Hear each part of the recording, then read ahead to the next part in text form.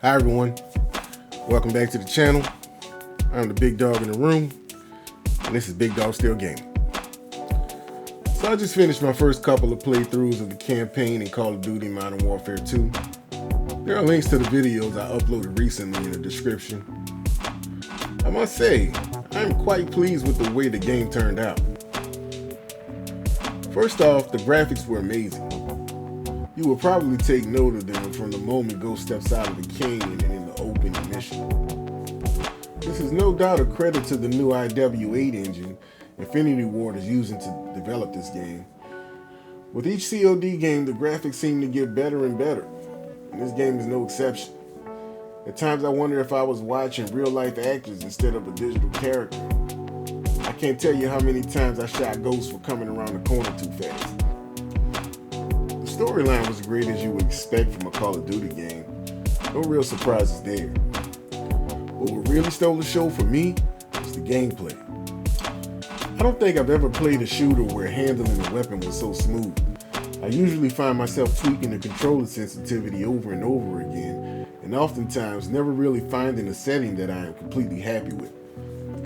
But not with this game. Slide mechanic, peeking around corners, aiming, and all of that stuff worked very well. It just seemed so smooth. I also found some of the new mechanics like the ledge hang and dive mechanic useful in the game, but didn't really use them all that much, probably just because they're new. I will probably experiment with them a bit more in the multiplayer mode. But the thing I was looking forward to the most was the water combat. In the campaign, you will get multiple opportunities to do it. The first of which comes pretty early in the game. I was mostly looking forward to seeing it in Warzone 2.0, but I definitely appreciate getting a chance to try it out in the campaign. Like everything else, it just seems to play so smooth. Swimming in the water doesn't feel sluggish at all, like most games. And getting kills with a pistol while underwater, or popping out for an Assassin's Creed style takedown/kill is quite satisfying. One thing that I was not necessarily looking forward to was the vehicle combat, but I was completely blown away by it. There aren't many opportunities in the game to engage in this type of combat, but there is one mission in the campaign where you get a healthy dose of it. And you will have to do it all, as you will be hanging out the driver's side door and shooting while driving. You will hop from vehicle to vehicle and hijack them, because if you don't, you won't progress through the mission. I must say, it was a lot of fun, and in my opinion, one of the best missions COD has put together to date, and it is largely because of the vehicle combat. As far as the type of enemies you will encounter, there are a few discernible types, but they don't get repetitive. Or rather, I never got the feeling that I was killing the same guys over and over again. I can't quite put my finger on what they did to accomplish this, but it made the game seem more realistic in my opinion.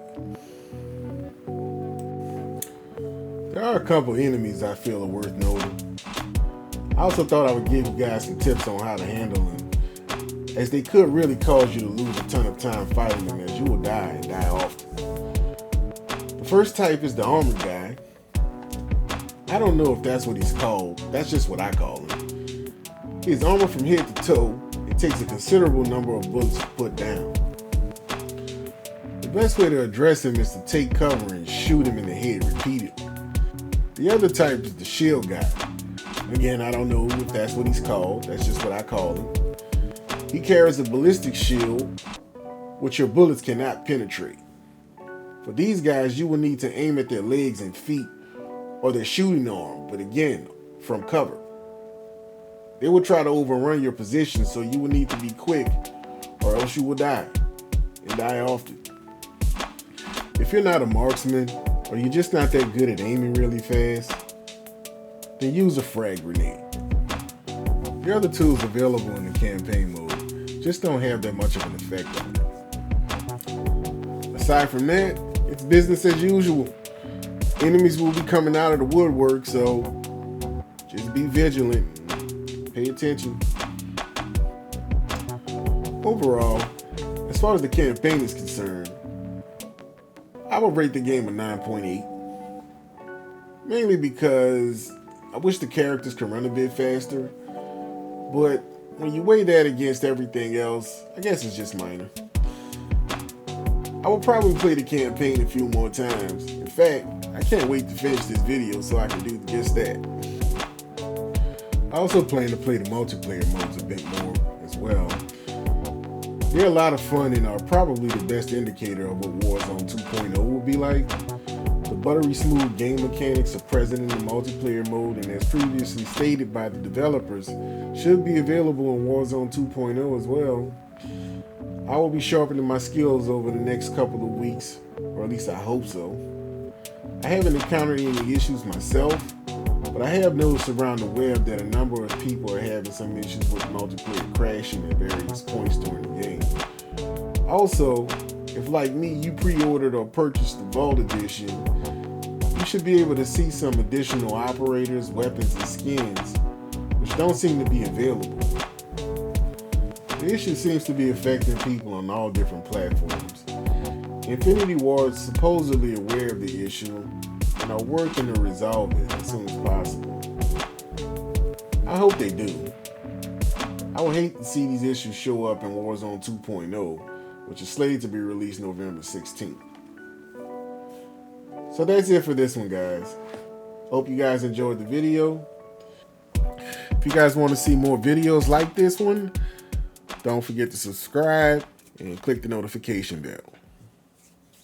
Once again, I am the big dog in the room, and this is Big Dog Still Gaming. See you guys on the next one.